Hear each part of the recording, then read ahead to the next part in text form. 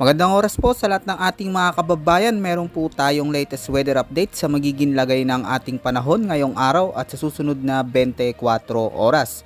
Ano nga ba ang inaasahan natin magiging panahon ngayong araw mga kababayan, at may namamataan na nga ba tayong sama ng panahon o bagyo na posibleng pumasok sa loob ng ating Philippine Area of Responsibility sa mga susunod na araw?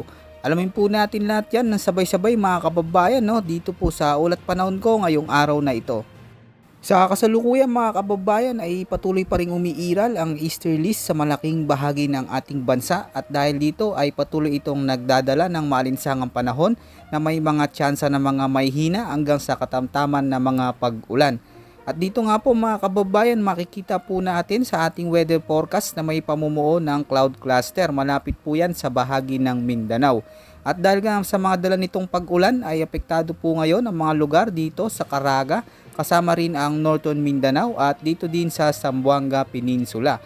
Kaya asahan po mga kababayan, ang mga lugar na ito ay makakaranas ng maalinsangan hanggang sa maulap na kalangitan na may mga tsansa ng mga pag-ulan at thunderstorms. Pinag-iingat din natin mga kababayan ang mga lugar dito sa bahagi ng Palawan, Basilan, kasama rin ang Sulu at Tawi-Tawi, dahil ang mga lugar na ito ay makakaranas ng maulap hanggang sa maulap na papawirin na may mga pag-ulan, pagkulog at pagkidlat. Posible po yan pagsapit ng hapon at gabi. Hindi naman inaalis ang posibilidad ng mga biglaang pagbaha at pagguho ng lupa, lalo na kung magiging malalakas ang mga dala nitong mga pag-ulan. At dito naman sa mga lugar sa Bulacan, Rizal, Zambales, Pampanga, kasama rin ang Bataan.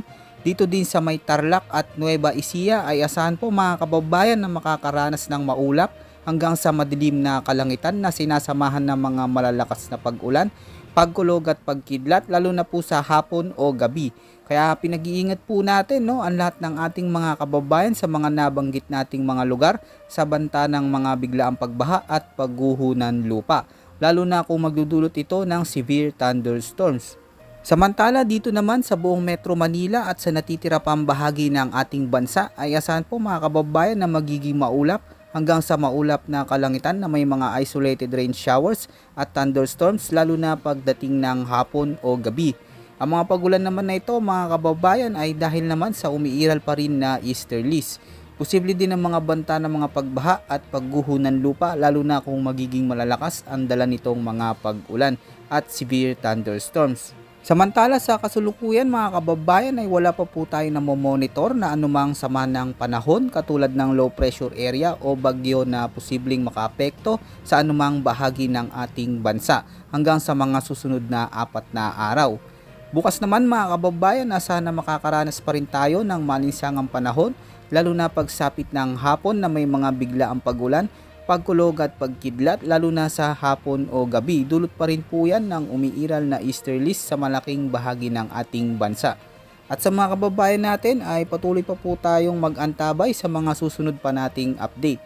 Yan po muna ang ating pinaka-latest weather update at ulat panahon ngayong araw mga kababayan ko. Ito po ang inyong weather forecast ng bansa. Maraming salamat po at ingat po sa ating lahat.